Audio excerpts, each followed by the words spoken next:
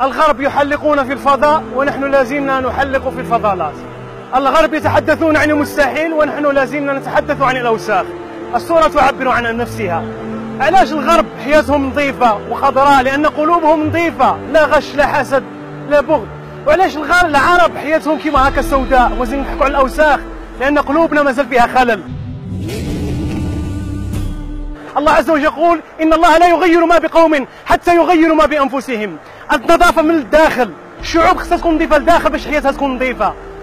يعني الصورة اللي احنا نشوفوها عند الغرب لأن قلوبهم نظيفة بالتربية والتعليم والأخلاق قدروا يصنعوا الحضارة. الله عز وجل يقول إن الله لا يغير ما بقوم حتى يغيروا ما بأنفسهم.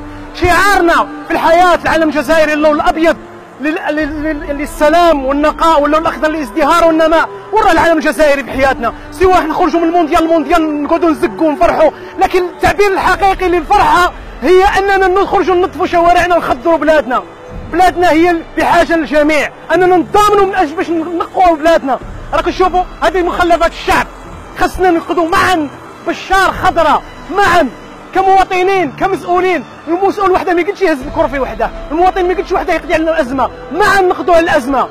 بشار معا خضراء بإذن الله تعالى، كلنا يد وحده باش بشار تولي خضراء. كاع مع بعض من بيداندو حتى الواكده، كلنا يد وحده باش بلادنا تولي نقيه. خلاصنا من هاد التماره، خلاصنا من هاد الميزار، نبدو صفحه جديده. معا الجزائر خضراء، معا بشار خضراء. تعطت لنا الفرصه في الجي اس اس، صنعنا الحدث. ماذا بينا تعطينا فرصه في هذا المشروع ونخلقوا مشروع جديد. كل الجزائريين كل بشاريين مع بعض ونضربوا اروع الامثله بلي بشاريين قادرين يصنعوا الحدث. بشار قادره تولي بارمي لي برومي، هي راه التاليه بصح قادره تولي بارمي لي برومي، لاخاطر كاين الفحوله في بشار. وماذا بينا نوقفوا يد وحده. الرجله في هاد الصوالح. البرومي اكتوبر مع بعض ان شاء الله بشار خضراء.